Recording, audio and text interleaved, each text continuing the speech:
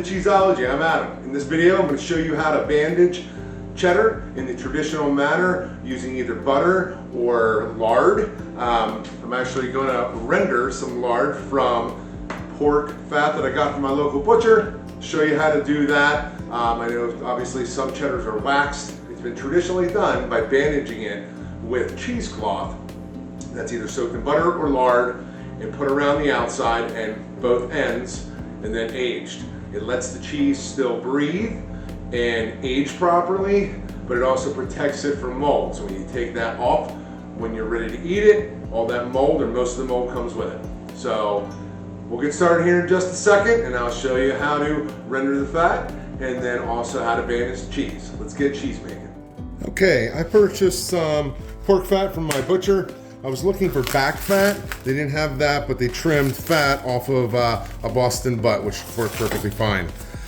What we want to do is just take this fat, cut it into smaller pieces in preparation for rendering it. So I would say just small chunks, maybe 1-inch chunks or something like that. Just cut it up. It's okay if there's some meat on it. The meat will be part of the process of removing any impurities in the fat when we strain it. So what we'll do is we'll get this chunked up. This is 2 pounds of fat. I'm going to make all of it into lard.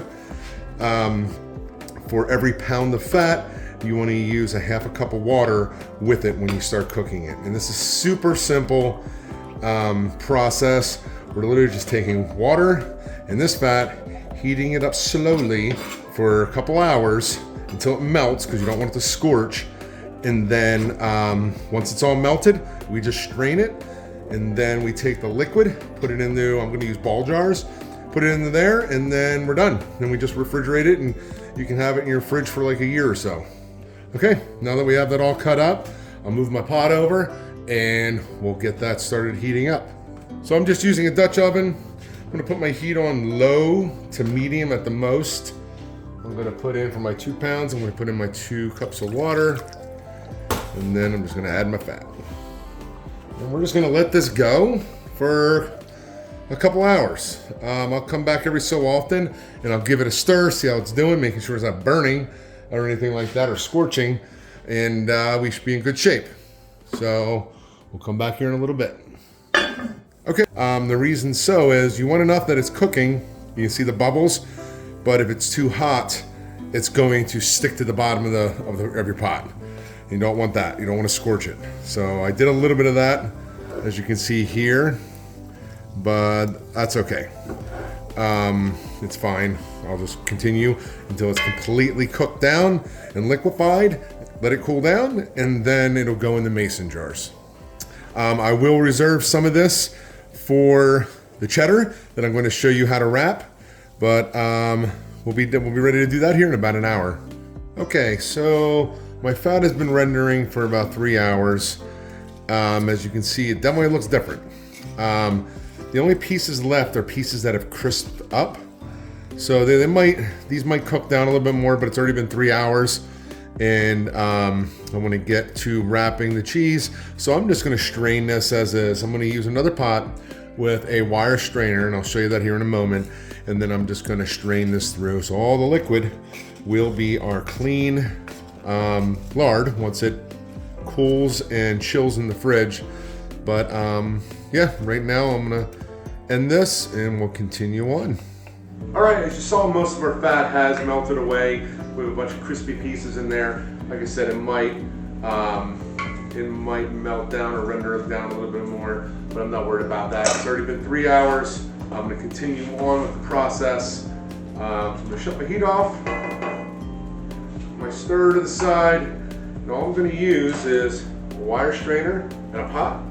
I'm going to dump it in there, and just so I can filter out all of the pieces and any kind of little chunks that fell off. There was some meat in here attached to that fat, so some of this might be that. Just dump it. I'm going to let the clear lard now cool, and then what we're going to do is I'm going to take my cheddar out of the press, and I'm going to cut with cheesecloth, a piece of cheesecloth, a little bit bigger than the top and the bottom of the wheel of cheddar. What I'm going to do is I'm going to take that piece of cheesecloth, there's 2 circles, I'm going to soak it in the liquid lard, wring it out, and then I'm going to put it over the top and bottom. And once it's firmly attached on both sides and then coming up the sides just a little bit, I'm going to put it back in my press, pressing at the full weight that I was when I pressed this cheese. So it was about 60 pounds. I'm going to put it in there for about an hour, half an hour to an hour, just to kind of really set it into both ends of the cheese. Then we're going to take it out, and then we're going to cut a strip that will cover the side of the wheel. So it has to cover the circumference and also be tall and be wide enough to overlap the pieces that we put down on the top and bottom surfaces. Again, with that one, we're going to soak it in the lard, wring it out, so it'll be wet, and then adhere that real nice and smooth around, and same way with the top and bottom on nice smooth surfaces. And then we're going to put it in our cheese press at the full weight again overnight. So right now it's nighttime where I am. I'm going to do this here shortly as soon as I can touch this once it cools down a little bit, and then I'm going to press it overnight, and then tomorrow all we have to do is take it out and then put it in our aging space. About 52 degrees. For this cheese, I'll probably do 52 degrees, about 90% humidity, and all I have to do is flip it once a week. But we'll get to those steps here in just a moment as soon as this cools off. Okay, now that our fat has been rendered and we have our lard in a liquid form, what I'm going to do now is I'm going to take some cheesecloth and I'm going to cut 2 circles. One to cover the top and one to cover the bottom. So you just want to make it a little bit bigger than the top itself, so we can fold over the edges on both sides. So let's go ahead and do that.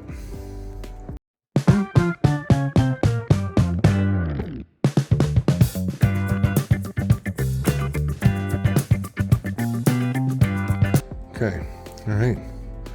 That's one good piece. Now we'll just do another one.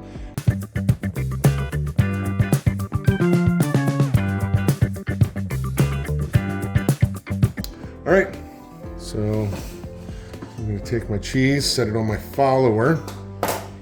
I'm going to take my first brown piece of cloth, dip it in the lard, make sure it's nice and soaked, and my lard is still pretty warm. All right, I'm start in the middle and kind of press outwards. Make sure it's nice and flat, and then also around the sides. Use a little bit on my finger, like glue. Take our other round piece, get that nice and saturated. Don't want any ripples. Want it nice and flat. All right, I have it in my form. All right, as you saw, I put the 2 end caps on my burnt cheddar. I trimmed it up a little bit because the sides weren't staying down very well when I was trying to put it back into the form. So I trimmed it up, got a little bit of the liquid lard on my fingers, and kind of use it as a glue to keep it together. Now right now, it's just on both ends. We're gonna press this cheese at the full weight, which for this, I was pressing at the last 24 hours for about 65 pounds, which I have here in water jugs that equates, once it's on this part right here, it equates to 65 pounds. If you don't know how to use a Dutch style cheese press, check out this video. I love this thing, you get great results every time. I'm gonna press this for about an hour, just to really push that cheesecloth into the ends of the cheese. I'm gonna take it out and we'll bandage the side. Okay, we finished pressing, got the cheese out, and you can see, you don't see any of those edges. You see one right here sticking out because it's a little short, but that's okay. I'll try to cover that up with the side piece. But everything else is really pressed in very well. It's almost actually hard to tell that it's even there, but it's there. So, okay, this is what we're gonna do, is we're gonna cut the side piece now. So we want a piece that will cover the side of this all the way around the full circumference. So now that we have a nice straight edge, I'm just going to cut so we stay within the sides of the cheese. Okay, I'm happy with that. So now, just like with the end caps, we want to dredge it in our lard. That nice rendered fat. There. This is the way they made it hundreds of years ago. Maybe that's why they started using wax. Who knows? But I'm gonna be the artisan and do it this way. Yeah. So I'm gonna lay that flat, put my cheese there, bring it up around. Oh yeah. I'm gonna lay this part flat. I'm gonna use some of the lard like as glue. Oh yeah. Go all the way around. Make sure you're covered up good. All right, now what we're gonna do is we're gonna press this overnight for the full weight again of about 65 pounds for this cheese. And then we will take it out and put it in our aging space. All right, so you wanna let this sit overnight at the same weight. As you've seen, we rendered our fat down the lard, and then we soaked the top and bottom piece of cheesecloth, and then also bandaged the outside. From here, tomorrow, I'll put this in my aging space at about 90% humidity, 52 degrees, and I'll age it for at least 3 months. I hope you learned something. I hope you enjoyed this video, and happy cheese making.